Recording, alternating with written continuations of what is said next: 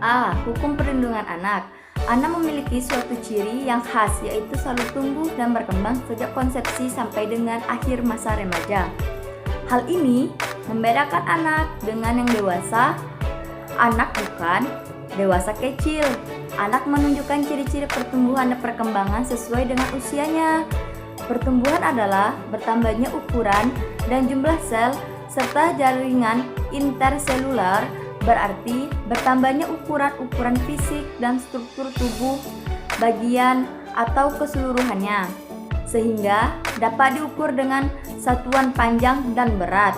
Perkembangan adalah bertambahnya struktur dan fungsi tubuh yang lebih kompleks dalam kemampuan gerak kasar, gerak halus, bicara, dan bahasa, serta sosialisasi dan kemandiriannya.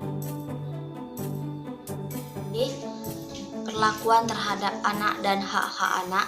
Anak yang masih dependen sudah tentu berbeda dengan orang dewasa pada umumnya. Secara teoritis dan praktis tidak lagi dikualifikasikan sebagai kelompok rentan.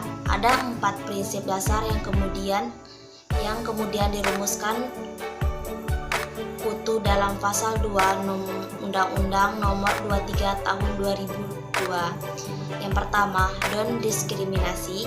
Yang kedua, kepentingan terbaik bagi anak. Yang ketiga, hak untuk hidup, kelangsungan hidup, dan perkembangan. Yang keempat, penghargaan terhadap pendapat anak.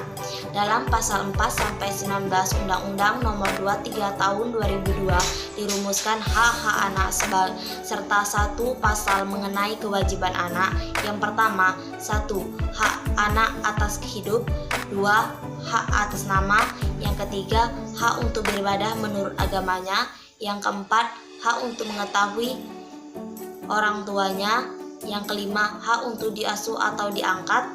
Yang keenam, hak menerima. Yang ketujuh, hak untuk beristirahat dan memanfaatkan waktu luangnya. Yang kedelapan, hak memperoleh pelayanan kesehatan.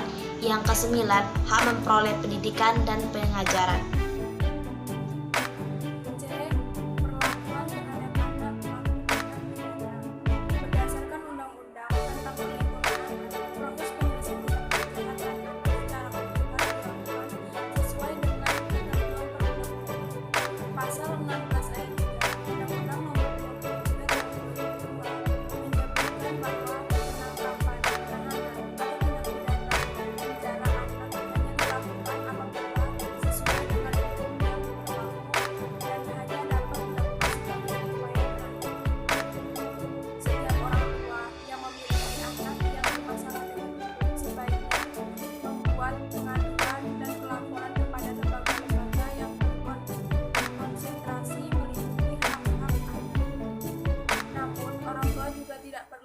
Terlalu khawatir jika kasus anak yang bermasalah dengan hukum sudah terlanjur dibawa ke kepolisian untuk diselesaikan melalui jalur hukum.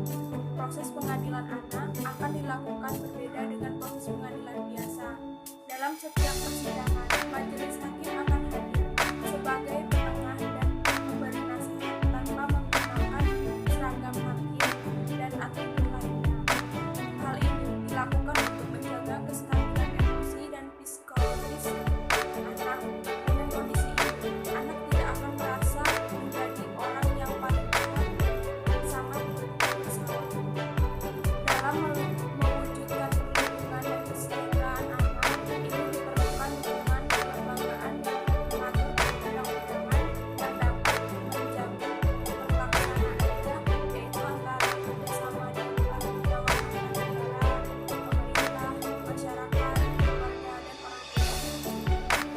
Aparat penegak hukum dalam menangani masalah anak selain berpedoman pada peraturan perundang-undangan yang memiliki sanksi atau pelanggaran, juga harus mengerti dan memahami masalah anak baik dari segi umur anak.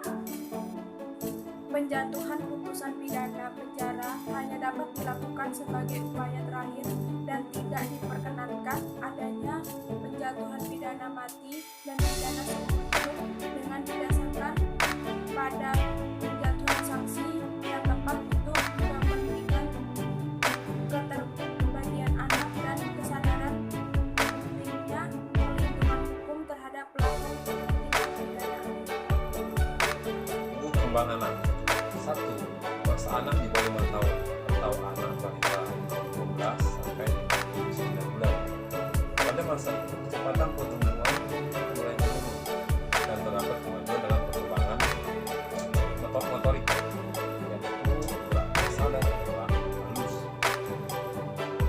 Pada periode ini, penting dalam tumbuh kembang anak adalah pada masa balita, karena pertumbuhan dasar yang berlangsung pada masa balita akan mempengaruhi dan menentukan perkembangan anak selanjutnya. Yang kedua, masa prasekolah atau anak umur 60 sampai 72 bulan. Pada masa ini, pertumbuhan berlangsung dengan stabil. Terjadi perkembangan aktivitas jasmani yang bertambah dan meningkat, serta keterampilan dan proses berpikir. Memasuki masa prasekolah, anak mulai menunjukkan keinginannya. Seiring dengan pertumbuhan dan perkembangannya, pada masa ini, selain lingkungan dalam rumah, maka lingkungan di luar rumah mulai dikembangkan. Anak mulai senang bermain di luar rumah. Yang ketiga, usia sekolah, usia 6 sampai 12 tahun. Usia sekolah merupakan masa yang paling banyak mengalami peningkatan kualitas kognitif pada anak, berhubung dengan tingkat perkembangan otak yang semakin tinggi. Kaitannya dengan mulainya terhubung sel-sel saraf anak, karena usia sekolah berpikir secara konkret, tapi mereka sudah dapat menggunakan bahasa abstrak untuk memahami gambar dan makna akan suatu hal. Yang keempat, usia remaja, usia 12 sampai 18 tahun. Dilihat dari siklus kehidupan, masa remaja merupakan masa yang paling sulit dilalui oleh individu.